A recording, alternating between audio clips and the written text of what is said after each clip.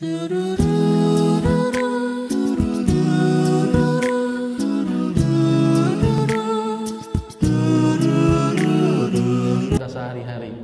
nggak usah jauh-jauh deh. Kalau kita makan steak, apa yang paling banyak? Steaknya paling gede, kentangnya 4 biji, daunnya hiasan uang, ya kan? Jadi wajar aja. Kenapa? Karena manusia sudah keluar dari kodratnya.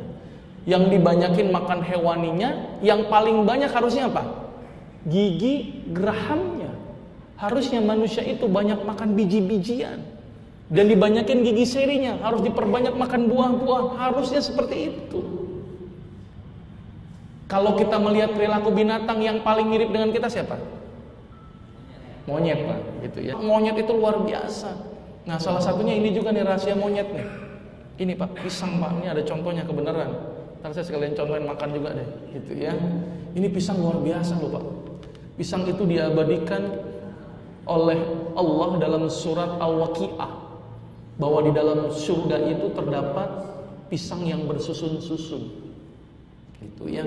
Dan bahkan ada sebuah riwayat, ternyata Rasulullah ketika Isra Mi'raj itu ternyata juga membawa sebagian pisang, satu pisang dari surga. Ini sebagian riwayat, tapi wallahu alam saya belum tahu. Artinya pisang ini sangat luar biasa Pak. Pisang ini makanan utama si kera.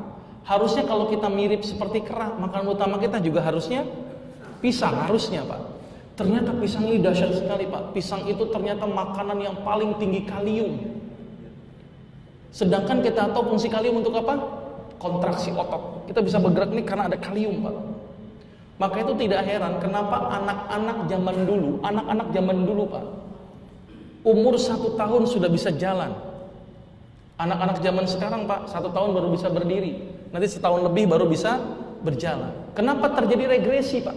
Kenapa orang zaman dulu cepat jalan, anak sekarang ini kok lambat jalan?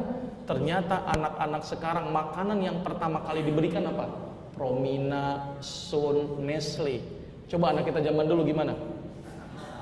Pisang Pak. Makanan yang pertama kali diberikan adalah pisang. Ternyata pisang mengandung kalium yang berperan penting untuk kontraksi otot. Maka itu tidak heran Pak, kenapa monyet habis lahiran langsung bisa gelantungan Pak. Oh, ternyata saya tahu nih, ternyata pisang sebagai sumber kekuatannya. Dan ternyata pisang berperan penting untuk kontraksi otot. Jadi bapak-bapak yang lemes-lemes kontraksi ototnya makan pisang. Dan ternyata kalium ini juga berperan untuk mengontrol tensi. Orang yang darahnya tinggi, umumnya natriumnya tinggi, kaliumnya rendah. Maka itu orang yang darah tinggi sebaiknya memperbanyak kadar kalium di dalam darahnya. Apa sumber kalium terbaik?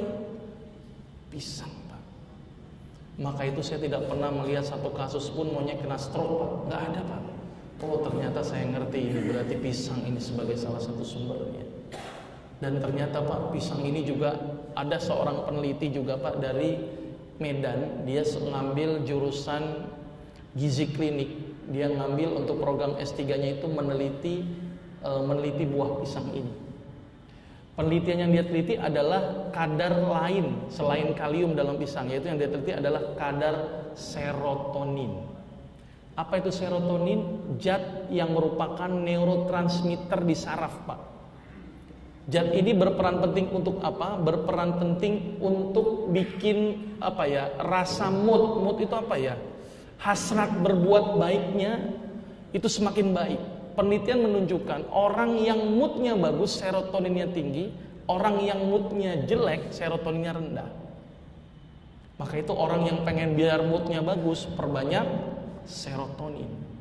Nah, salah satu sumber serotonin terbaik adalah dari pisang.